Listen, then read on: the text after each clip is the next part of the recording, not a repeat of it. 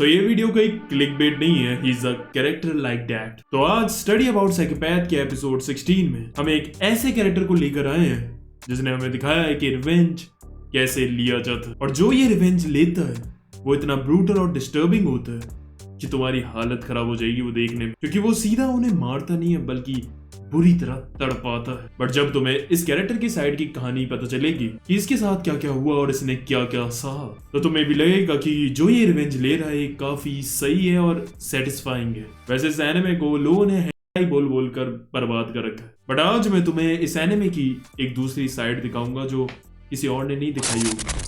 साथी study about psychopaths episode 70 क्यारो। तो जो हमारा मेन कैरेक्टर है क्यारो, वो बहुत ही काइंड और एक साधारण सा लड़का था और उसकी लाइफ काफी अच्छी चल रही थी। अब क्योंकि उनकी दुनिया हमारी तरह ऑर्डिनरी नहीं थी, उनमें मैजिकल पावर्स वगैरह थी, सो उन पर काफी मुसीबत आती रहती थी। कहीं कोई मॉन्स्टर और डीमंस उनकी दुनिया पर हमला करते थे। और अब जो इनका किंगडम होता है ना, वो 4 नए हीरो की तलाश कर रहे थे, जिसमें से 3 तो सेलेक्ट हो गए थे, और जब वो चौथा ढूंढने के लिए आते हैं तो उन्हें पता चलता है कि जो ये क्यारो है इसके अंदर भी कुछ पावर्स है। अब इसे किंगडम के कैसल में बुलाया जाता है राजा के पास, और वहां 4 कार्डिनल हीरोज चुने जाते हैं इन मॉन्स्टर और डीमन से लड़ने के लिए, जिसमें प्रिंसेस फ्लेयर जो थी वो थी मैजिक हीरो जो कि अपनी मैजिक की पावर से लड़ाई करती थी। दूसरी थी ब्लेड जो कि एक सोर्ड हीरो थी जो अपनी तलवार की मदद से लड़ती थी।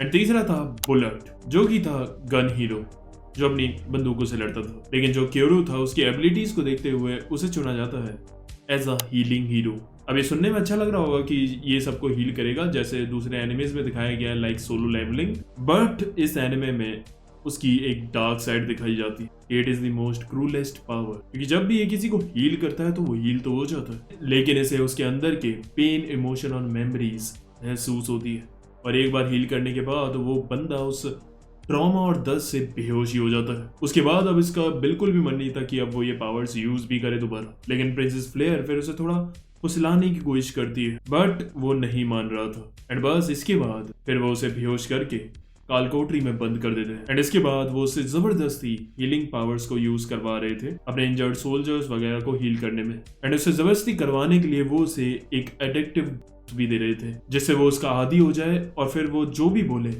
वो उस ड्रग को पाने के लिए वो करे। और ऐसा होता भी है, वो ड्रग्स का इतना आदी हो जाता है कि फिर उसके बाद वो उनकी हर बात मान रहा था। अब जो फ्लेयर थी वो उसे और खत्म करने के लिए रात में उसकी कालकोठरी में एक लड़की और एक लड़के दोनों को भेजती थी। लड़की जो थी वो उसे प्लेजर देती थी, और जो लड़का था वो उसकी मारकर उससे प्लेजर लेता था। और बस ऐसे ही इसका फायदा उठाया जा रहा था दिन में। इससे वो उन सारे सोल्जर्स को हील करवाते थे, और रात में इसे वगैरह देकर इसे और ज्यादा एडिक्टिव बना देते थे ताकि वो जो ट्रॉमा और पेन था वो सब कुछ भूल जाए। और बस ऐसे ही इस रूटीन में रहकर धीमे धीमे करके और वो सारे ट्रॉमास और पेन सह सह कर ये डिस्ट्रॉय होता चला जाता है। और यही नहीं, जो प्रिंसेस फ्लेयर थी वो भी इसे झूठा वादा करती थी कि ये इसे छोड़ देगी, एंड उसका वो यूज भी करती थी अपने प्लेजर के लिए। यहाँ तक कि जो सोर्ड हीरो था वो भी उसे काफी अब्यूज करता था, और जो बुलेट हीरो था जो कि एक गे था वो तो उसका रेप भी करता था। और बस ऐसे ही जुल्म सह सह कर जो काइंड और इनोसेंट क्यारो था वो डिस्ट्रॉय हो जाता है। लेकिन अब कहानी में यहीं से ट्विस्ट आता है। अब क्यारो ने इतनी ज्यादा ये सफरिंग सह ली थी और उसने इतने ज्यादा लोगों को हील कर लिया था कि जो इसकी हीलिंग पावर्स थी वो अपग्रेड हो जाती है, और उसे सर्व ज्ञान प्राप्त हो जाता है, और उसके अंदर कई तरह की मैजिकल पावर्स आ जाती है, और जो उसकी हीलिंग पावर्स थी वो एक अलग ही लेवल पर इवॉल्व कर जाती है। और अब वो इतना ताकतवर हो गया था कि वो कुछ भी कर सकता था। He became like a god who can do anything। उसके बाद वो जाकर डीमन किंग को अकेला हरा देता है, जिसके बाद उसके पास फिलोसोफर स्टोन का एक्सेस आ जाता है। और अब फाइनल वॉर में जब पूरा किंगडम खत्म होने की कगार पर था, और तब वो अपना एक सेल्फिश डिसीजन लेता है, और वो इस किंगडम को डिस्ट्रॉय होने से नहीं बचाता क्योंकि इस किंगडम ने उसे डिस्ट्रॉय करा था। एंड अब वो उस फिलोसोफर स्टोन को अपने लिए यूज करता है और टाइम में पीछे चला जाता है जहां उसकी सफरिंग चालू हुई थी। अब वहां पहुंचने के बाद जो भी उसका ट्रॉमा और मेमोरीज थी पिछले टाइमलाइन की, वो सब की सब उसके पास वापस आ जाती है, और अब वो पूरे बदले की आग में भरा हुआ था, और अब टाइम था इंतकाम का। और अब वो पहले वाला इनोसेंट क्यारो नहीं बल्कि अब कोल्ड एंड रूथलेस बंदा था जो अपना हर एक कदम अब अपने प्लान के हिसाब से चलेगा। और अब वो यहाँ से क्या करता है कि वो सीधा जाकर अपना रिवेंज नहीं लेता है, उसमें मजा नहीं था, वो जो भी उसने सफरिंग झेली थी पिछले टाइमलाइन में, वो सारी सफरिंग दोबारा झेलने के लिए जाता है। वो दोबारा से as a healing hero select होता है, फिर वो उन सोल्जर्स को हील करता है, उन सब से अब्यूज होता है, वो सारा का सारा पेन सहता है एंड वो बस पेशेंटली वेट कर रहा था, क्योंकि जो वो किंगडम था उसका जो किंग था वो काफी ताकतवर था और बस वो यही फिराक में था कि जब ये किंग अपने किंगडम से जाएगा तब वो अपने रिवेंज के लिए निकलेगा। और ऐसा ही होता है, एक रात किंग किसी काम से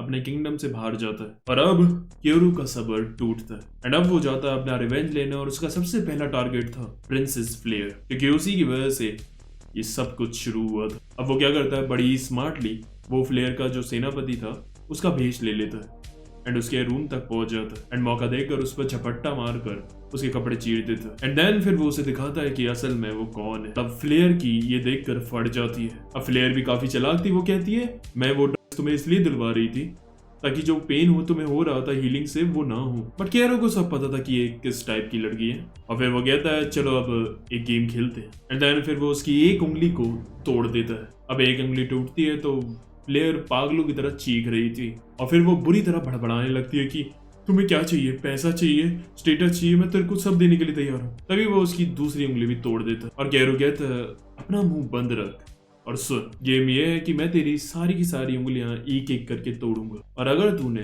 बिल्कुल भी आवाज नहीं निकाली तो मैं तुझे जाने दूंगा। हाँ मैं ये वादा कर रहा हूँ क्योंकि मैं तेरी तरह नहीं हूँ फ्लेयर, झूठे वादे करने वाला। अब वो कहती है ठीक है मैं सब दर्द सह लूंगी और अब एक एक करके वो उसकी उंगलियां तोड़ रहा था। प्लेयर की बुरी तरह फट रही थी लेकिन वो सारा का सारा दर्द सह रही थी। अब सिर्फ एक उंगली बची हुई थी। केरू कहता है अरे वाह यार तूने तो सारा का सारा दर्द सह लिया, लगता है मैं हार जाऊंगा ये गेम। और अब फ्लेयर थोड़ा खुश थी कि चलो उसकी जान बच जाएगी, बट तभी केरू अपनी हीलिंग पावर का यूज करके उसकी सारी की सारी उंगलियां सही कर देता है और कहता है चलो अब दोबारा से चालू करते हैं। और अब फ्लेयर कहती है ये सही नहीं है, तुमने चीटिंग कर रहे हो।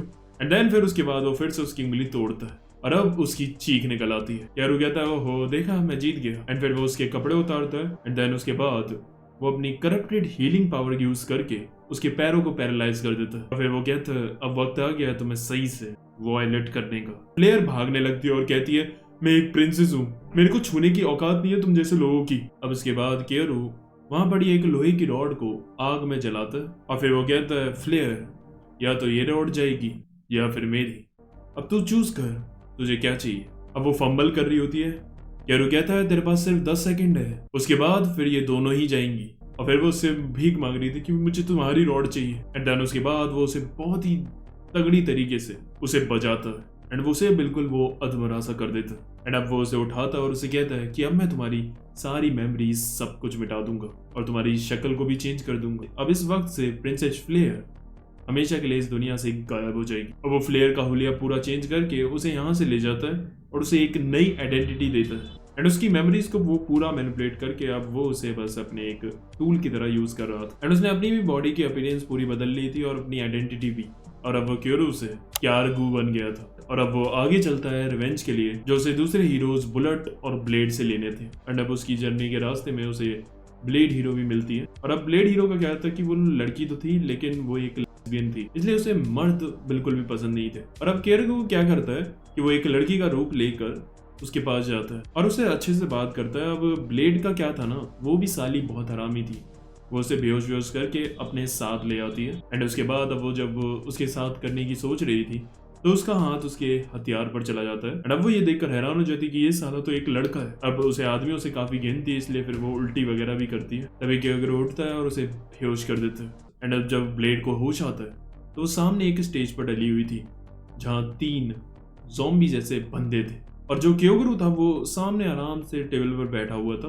वो उसे बताता है कि ये जो 3 बंदे हैं ये ज़ॉम्बी जैसे इसलिए लग रहे हैं बिकॉज मैंने इन्हें लस्ट की एक दवाई दे दी। और अब वो कहता है कि ब्लेड चलो अब एक गेम खेलते हैं, अगर तुमने इन तीनों को सुबह तक सेटिस्फाई करा तो मैं तुम्हें छोड़ दूंगा और एक और बात याद रखना कि अगर तुम इन्हें सुबह तक सेटिस्फाई नहीं कर पाई तो ये नॉर्मल इंसान नहीं है जो तुम्हें छोड़ देंगे। जिस पॉइंट पे भी इन्हें लगा कि अब तुम इन्हें सेटिस्फाई नहीं कर पा रही तो ये तुम्हें जिंदा खा जाएंगे। और अब ब्लेड का क्या था कि उसे बिल्कुल मर्द तो पसंद ही नहीं थे लेकिन उसके बाद भी खुद को बचाने के लिए वो उनके साथ करती है और उन्हें सेटिस्फाई करने की कोशिश कर रही थी। एंड सामने केरू आराम से बैठकर डिनर कर रहा था और वाइन पी रहा था एंड पूरा शो आराम से बैठकर एंजॉय कर रहा था। और अब क्योंकि वो 3 बंदे थे और तीनों के तीनों दानव थे, तो वो अकेली उन्हें कहाँ तक ही सेटिस्फाई करती। एक पॉइंट पर आकर वो थक जाती है एंड देन फिर उसके बाद वो तीनों उसे जिंदा खा जाते हैं। एंड इसी के साथ क्योरो का इससे भी बदला पूरा होता है। अब बारी थी बुलेट की, जो कि मैंने तुम्हें बताया कि एक गे है एंड वो काफी ज्यादा क्योरो को पसंद करता था और वहां उसके मिसिंग पोस्टर भी लगे हुए थे, तो वो उन्हें देखकर कर रहा था। और अब क्योंकि इस मांगा के एनिमे यहीं तक बना है, तो इसलिए ये वीडियो यही खत्म करते हैं। अब देखो, मैंने तुम्हें मोटा मोटा बता दिया क्योरो के कैरेक्टर के बारे में एंड अब अगर तुम चाहते हो कि ये पूरी मांगा तुम अच्छे से डिटेल में एक्सप्लेन होते हुए देखो, तो कमेंट करके बताना कि मुझे ये मांगा बोकुइज्म पर कवर करनी चाहिए या नहीं। बाकी वीडियो अच्छी लगी हो तो तुम्हें पता है क्या करना है, तो कर दो। बाकी ऐसी और वीडियोस देखने के लिए तुम इन दोनों वीडियोस पर क्लिक करके देख सकते हो। कसम से रिग्रेट नहीं करोगे। आज के लिए बस करते हैं। आरिगातो।